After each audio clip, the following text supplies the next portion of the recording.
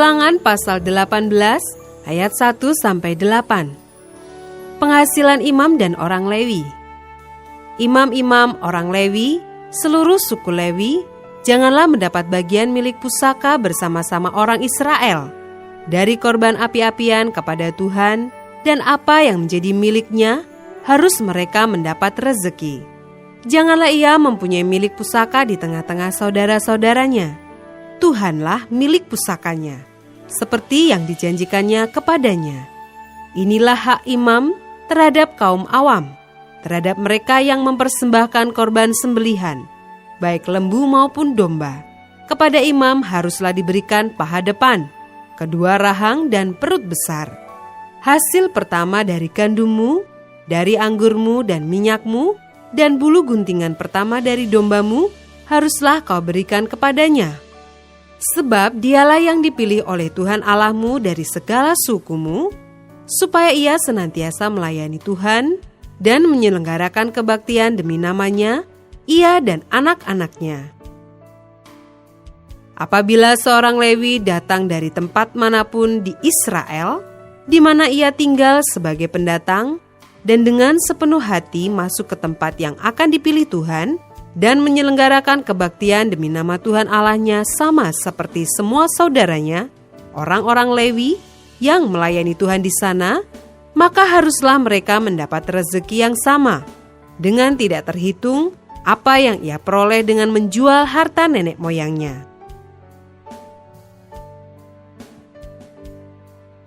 Ayat 9-22.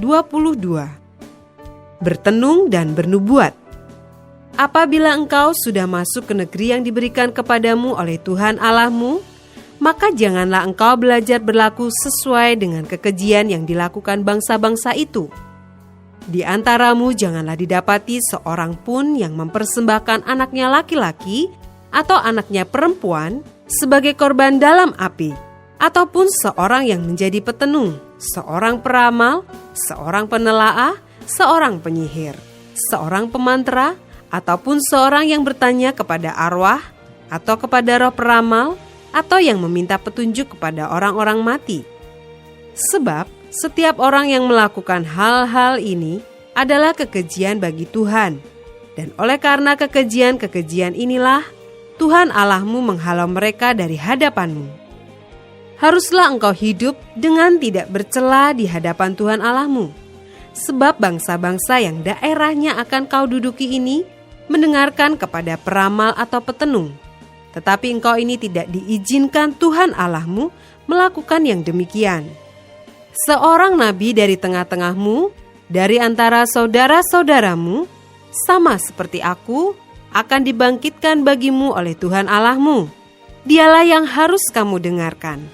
Tepat seperti yang kamu minta dahulu kepada Tuhan Allahmu di Gunung Horeb pada hari perkumpulan dengan berkata, "Tidak mau aku mendengar lagi suara Tuhan Allahku, dan api yang besar ini tidak mau aku melihatnya lagi, supaya jangan aku mati."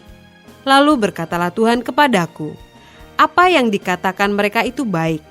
Seorang nabi akan kubangkitkan bagi mereka dari antara saudara mereka, seperti engkau ini.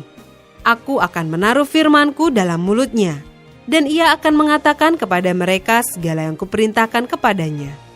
Orang yang tidak mendengarkan segala firmanku yang akan diucapkan nabi itu demi namaku, daripadanya akan kutuntut pertanggungjawaban.